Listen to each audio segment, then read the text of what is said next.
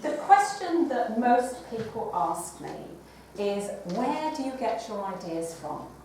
And how do you keep coming up with the ideas? I've got 16 novels now published since 2006, which was when I was first published. So that's quite a lot of ideas there. And I've written Andy Horton number 13, which comes out next year. I've written number 14, and I'm just finishing Art Marvik number 3. So that's another extra 3 novels on the stocks.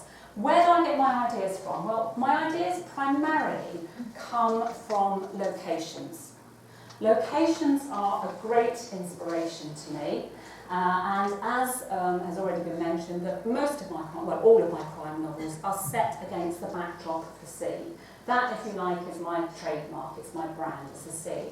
And with Andy Horton, my detective, his patch primarily is Portsmouth. But of course he goes across the Solent to the Isle of Wight to solve crimes and along to sort of Havant and Fareham and Gosport. Whereas Art Marvik, who's also based around the sea, he tends to travel further afield along the coast to Southampton, Dorset, the Jurassic Coast, and which is the one that's just come out now, Dangerous Cargo, and across to East Sussex, and he might venture further afield.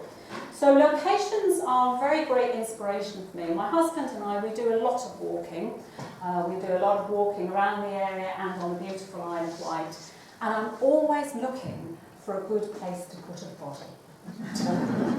So you can't take me anywhere, because everywhere you go you think, oh, that cove, that bay, that boatyard, what if there's a skeleton there? What if there's a body there? What if there's something under the stones there? And I'm very privileged that Hampshire Police are absolutely superb in helping me with research. And for the Andy Horton that I've just finished writing, I've been out with Hampshire Marine Police, who are brilliant, on their boat, because I was researching about skeletons found on Rat Island in Portsmouth Harbour, which some of you may or may not know. So locations are very, very critical to where I start with the plot. And to give you some idea of this, one of my novels, which is an Andy Horton novel, which is Undercurrent, that particular one there. The idea for this one came when I was in Portsmouth Historic Dockyard. And in the dockyard, right down the end, I'm sure some of you know it, is the National Museum of the Royal Navy. And then just opposite it is more or less the Victory. And in front of it is a very old ship, an M33 Monitor, black and white Monitor. And it's right down in number 1 dock there. And when I was researching for this particular one, Undercurrent, it wasn't open to the public. It's 1916, I think it is, and it wasn't open to the public. But since then, they've had a lottery grant, and they've got lots of money, and they've opened it up, and they've restored it to its original condition, and it's now open to the public. But when I went there, it's down in a 75-foot dock, and there's a yellow railing all around it, not open to the public.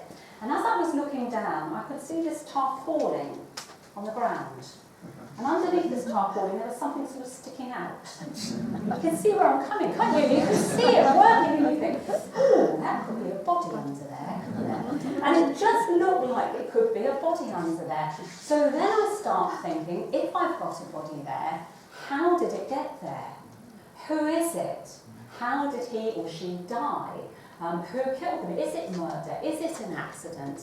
Now, the interesting thing about this was it's fenced off from the public, so nobody could get there, nobody could go on there. So I thought, how do I work this out? So the National Museum of the Royal Navy actually hold public lectures at night. So I thought, right, okay then, they're holding public lectures at night, and I brought my workings out to show you, which I can leave, and you're quite welcome to come and have a look at. And I thought, what if I made him, the victim here, down in this dock here, a naval historian? So he's a naval historian, and he's giving a public lecture at the National Museum of the Royal Navy. It's at night, it's October, and he comes out, finishes the lecture, and somehow ends up dead in this dock.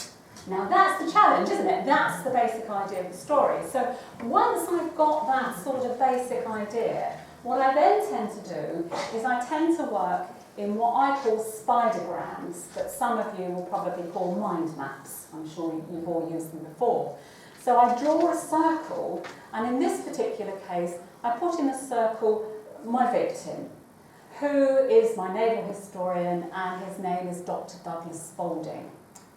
So I come up with a name, and here, if you were to come and have a look at this, you'd see that there are all sort of lines throwing out of this circle, this spidergram. And it's really, I'm asking the questions like, who is he, how did he get there, what's his background, why did he end up dead in this dock? And as I throw out these questions, the who, what, why, where, how, the open questions, I then have to begin to answer them. And that then begins to form the basis of my outline for the story.